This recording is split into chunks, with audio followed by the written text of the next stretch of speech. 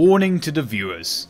Some sections of this video are a parody of the show Dark Tourist, a show on Netflix which I have mixed feelings about. I love the locations and the globe-trotting nature of the show.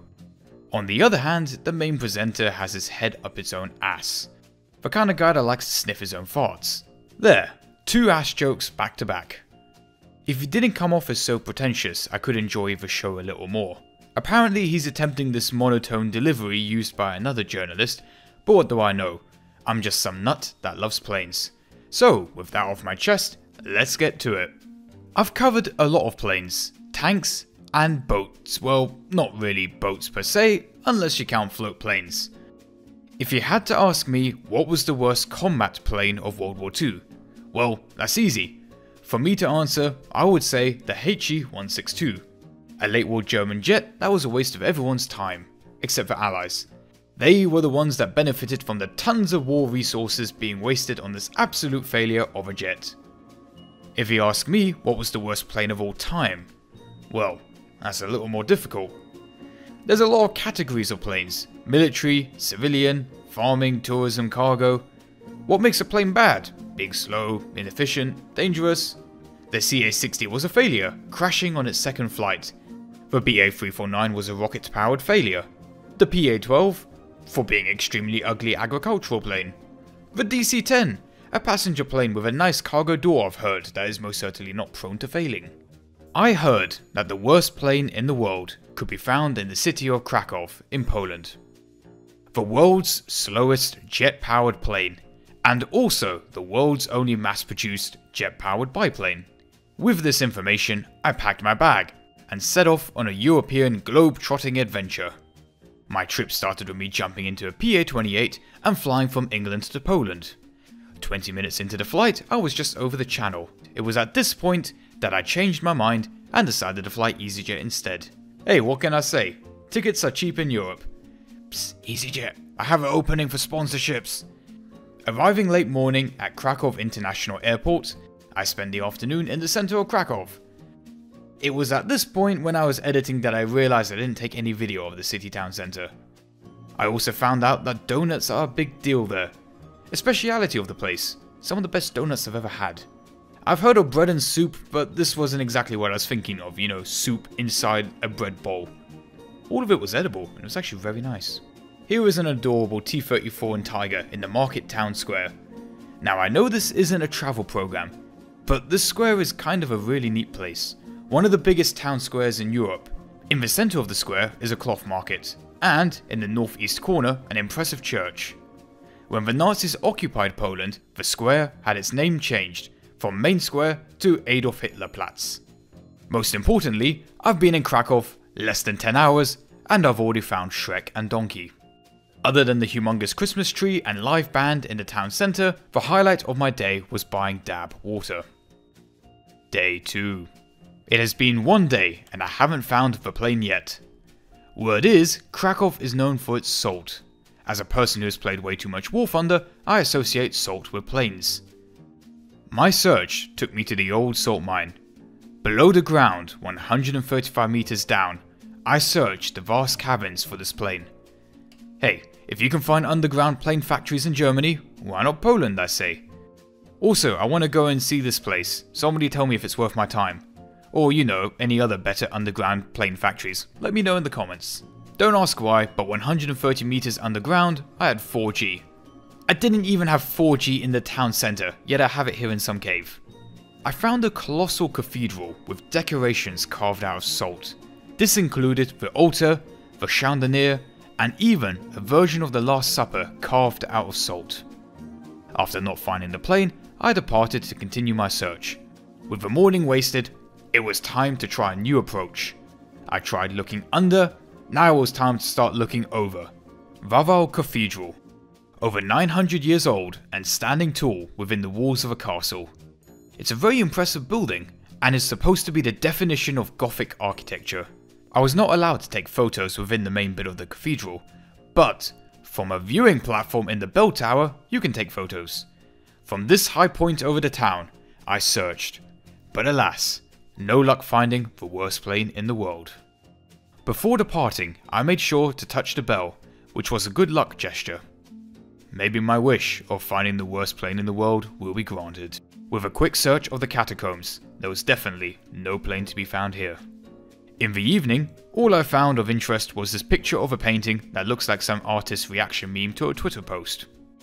Day 3 of my search. I'm gonna drop the jokes here for a bit. On day 3, I went to visit the concentration camp of Auschwitz. Auschwitz is the name of the complex of camps, not just one location. Auschwitz is made up of 48 camps, and I visited 2 of them, Auschwitz and Auschwitz-Birkenau. Auschwitz was repurposed from an army barracks. The sign over the entrance says "Work sets you free." Auschwitz-Birkenau has the iconic tower over the train track entrance. I don't have much to say really. It's rather disturbing to take in the scale of it all, because each stack of chimneys, if you see 2 stacks of stones, that's 1 bunkhouse, and you can see how the camp just stretches off into the distance. 1.1 million people died in the complex of Auschwitz camps. Let's not forget history, so we can avoid repeating it again. And while everyone is still depressed, can I just draw to your attention how the UK still hasn't officially recognised the Armenian genocide? This I find rather odd. Alright, that's enough depression for now. Look at this picture of a gingerbread house. Well, more of a gingerbread palace. Look, it even has a little train going around it. Day 4. I'm getting desperate. This is my final day of the trip. The plane for home leaves in the afternoon. Who knows where the last plane is hiding?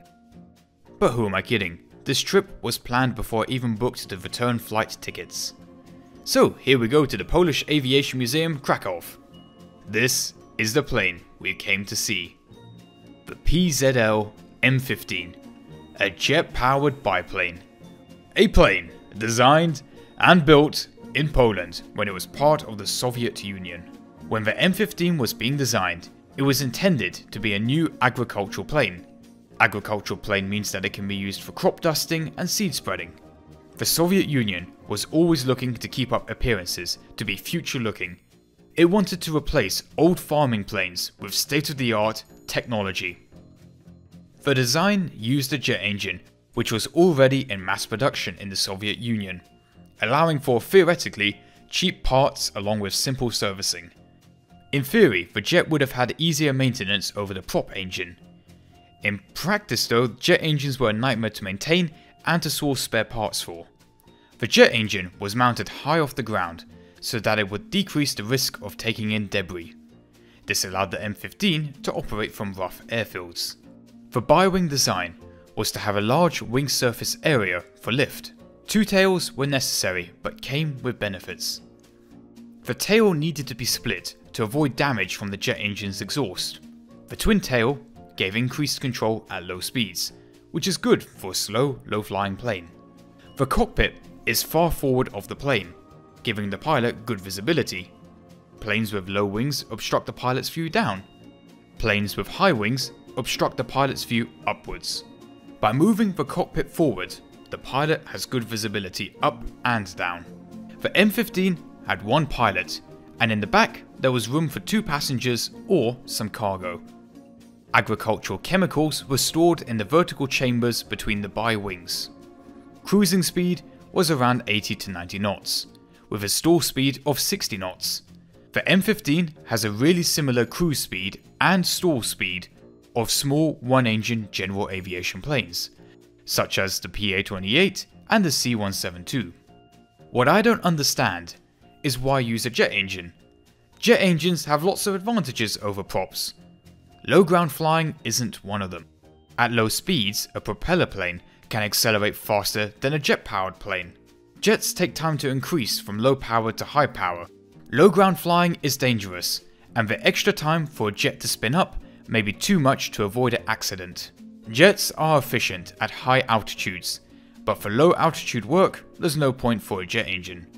In conclusion, the M15 was loud, difficult to maintain, had unforgiving flight characteristics, and best of all, it didn't offer increased payload over older agricultural planes. There's a reason that the plane had the nickname Belphegor, after the biblical demon of greed. Out of the 3,000 that were originally planned, only 175 were built. After looking at the biggest collection of MiGs that I've ever seen in my life in one place, and also checking out the world's greatest plane of all time, the only biplane to ever take out an enemy jet fighter plane. But that's a story for another day. It was time to depart Krakov Aviation Museum. Separate video dedicated to Krakov Aviation Museum coming soon. With a brisk walk around the old town, it was time to depart Krakov. Did I just trick you, yes you, the audience, into watching a glorified vlog? Maybe. Or maybe I turned my vlog into a mini documentary. Thank you for watching, and I hope you enjoyed the video.